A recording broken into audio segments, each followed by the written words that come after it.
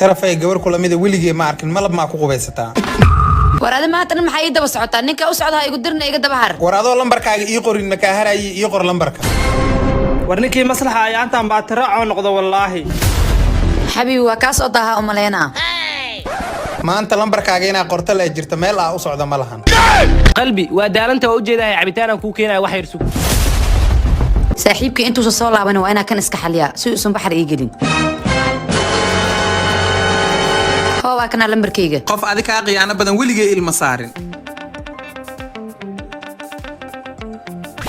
مصلحة وقفتها كذب علي سوق وقصة أتكي سميعة ورادي ما حكى قل دناني ما ناقي وأتكي كرتا لمبركيد وكسوق رواك أنا فيري ورقدان وكقرنيه هي شاكا بكنتي أنا ما رجل وأتكي إيميليز صاحي ماشي عن لمبركم مقرنا به إتو سافيريه كوصل لنبي محمد صلى الله عليه وسلم صاحي ما عندك قفتو واكو قاضي صاحب إما قاعدين كلي وحي سوى حسوسي سي صلي النبي محمد صلوات الله عليه وسلم وحكفي عنا مجرو صلى الله عليه وسلم وهذه قصة أنت والله صاحب نيجا أنا مر يوصل لي أبو النبي يقولي إلى أن حريص درجة ويدية السجن كمجر ولا هي حريصة حبيبي waxaan maqlay culimada oo leh gabadhu ninkeeda inay cunto u kariso gurigana u nadiifiso waajib kuma aha way iska deyn kartaa xabiibi aniga laftarkaygu waxaan maqlay culimadoo leh ninka xaaskiisu markay xanuunsato inuu dhakhtar geeyaa waajib kuma aha sababtoo ah dhiigeeda ma lehe dhaqashadeedu leeyahay biyo wala soo keenaa storamisdeena man out of control ama ay aad wax u jeclaadaan laba mid in basameeyaan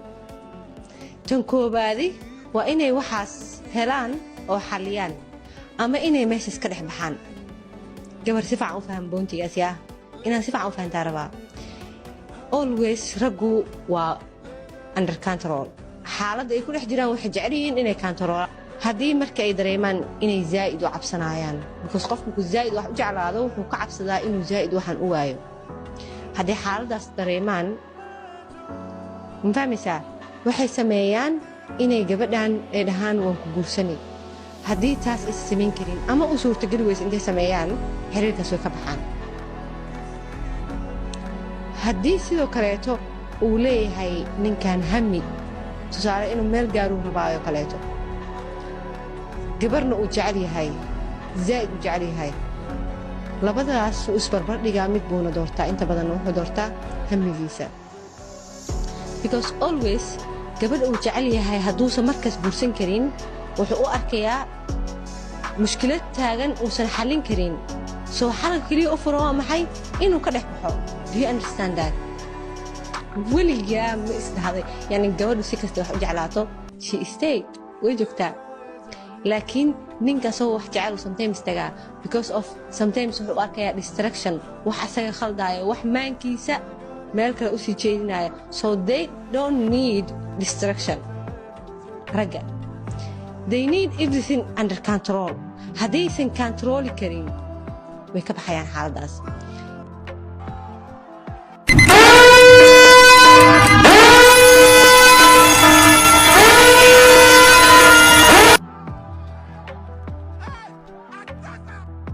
mama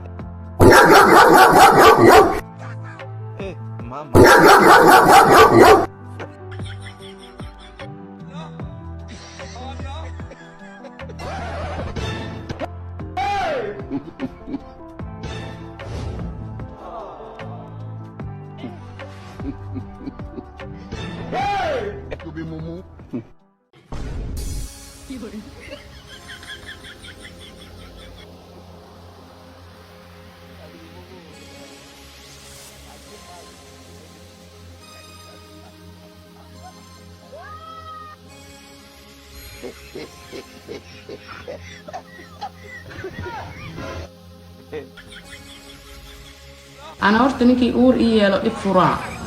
سومال دحدادا وضع إسلام المجوجة يعني وضع إسلام ما كلا خالك سومالي دحدادا وضع يقول جوجة أسدا فرتو قران كتب قران ماشي فريستنا موتو راعان كتب راعا دكانكو قالان كتب قالا غوريو قالان كتب قالا مخايدو قالان كتب قالا وافضي حيسنا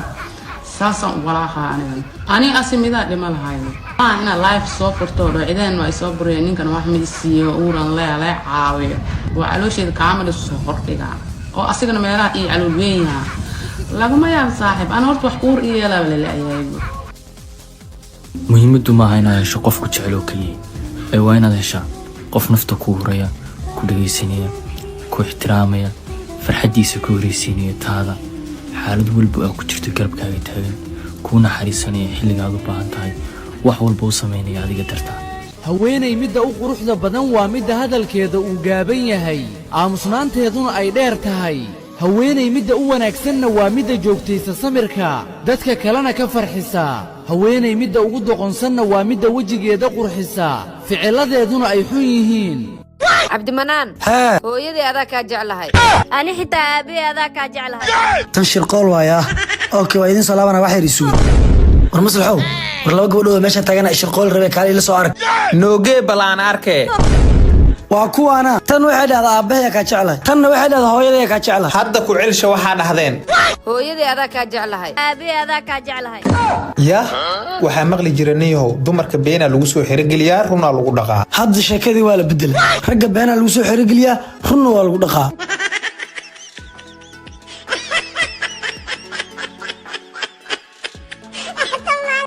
weligaa waxaa iska ilaalisaa qofka samarka badan dulqaadka badan waa u gafaysaa wuu ku fiirinaya waa kaa tegaya waxyaalo badan oo u dulqaadanaya waa aaminsan yahay mar kasta waa ku fiirinaya waa ku dulqaadanaya my friend dadka noocaasoo kale ah when they are done they will never give you a chance again waa kuu samreen dhowr sanay kuu samrayaan maalinka ay ka soo dhammaato wax kastoo la akhriyo no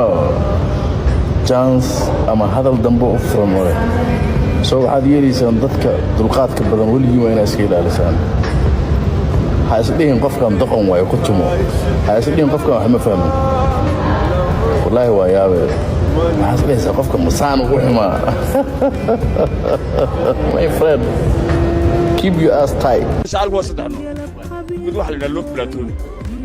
wadnuhu waxyaala oo qofku agagaarku ku nooliyo meelahaasunbaad meeraysanaysaa mar walba inaad aragtaabaad doonaysaayo haddaan kula xaggayna soo mari maya xaggayna soo mari odhanaysaa baridadaasaad 3 cisho ku noolaanaysaa qofka qof ugu admiishaarsan hadduu ku dhaco inuu hadlaa waa habeenka xalidka ma hadlayo hadalka buu ka xidhay saasuu muu foorarsanaya weligii baa admiishaaro hebelo waa la yaqaan ma hadlayo isagu ka foorarsanaya marka loo plaatooni baa la yidhaha wadnuhu waxyeelaa marka waxaa loo baahan yahay xiriiriye labada qof u dhexeeya isugu sheego labadii qaybood mid waxaa la yidhaha bilofis blind waa jacaylkii indhalaa gabadh la qabo mid dul fadhiyo maarata yidhaha walaalay ilaahay baanu ilaa la dakre kama baxo marka lagaga barshiyo la yidhaha maxaa guda ayuu ka baxaa yaa ka baxa jacaylka oo gabadh la qabo ma dul fadhiya walaalay ilaahay baanu waar gabadhan waa la qabaa maxaa ku duli waar dee nin bay leedahay waar miyaad xishoonay walaalay ilaahay baanu wuu soo dul fadhiyaa waar walaalay ilaahay calhaana gabadhu nin bay leedahay iska dul marka bash lagaga siyaabuu ka baxaa kaa ee nabarka lagu dhufto ayuu jacaylkaasu ka baxaa ka saddexaadna waxa weeye indirect jacayl baa la yidhaha waa kan laysu sheegtaa maa laysu diidaa maa laysu indirect jacayl baa la yidhaha laakiin waxaa ugu khatarsan loo plaatooniga ma baxo loo platooni baa la yidhaha ha ma baxo dumarku ku badan yahay inay bacdayaasha dhexdooda xaggan yidhahdaan midba mid bay doonaysaa